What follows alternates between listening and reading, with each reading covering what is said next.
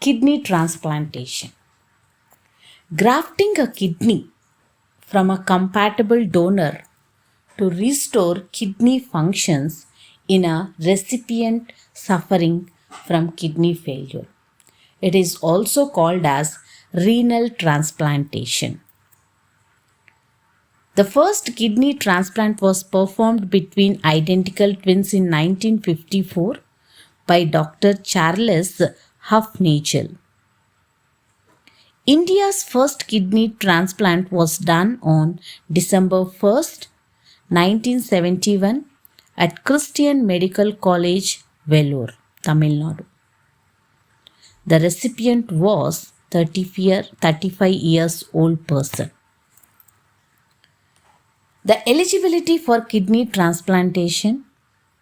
All patients with terminal renal failure are considered eligible for kidney transplantation except those at risk from another life-threatening disease. How the donor should be. A living donor can be used in a kidney transplant. It may be an identical twin, a sibling, or a close relative.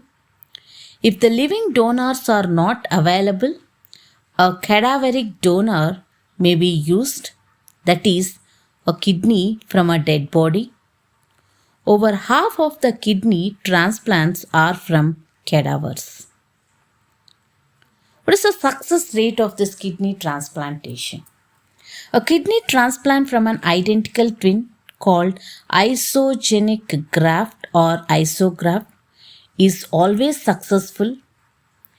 A renal transplant from a sibling or a close relative or a cadaver termed as allogenic graft or homograft is usually successful with the use of an immunosuppressant which prevents the graft rejection by body's immune response. Many renal transplant recipients are known to have retained functional grafts for over 20 years. Earlier, renal transplantation was limited to patients under 55 years. Now, however, with better techniques, kidney grafting has been done in selected patients in the 7th decade of life. Thank you.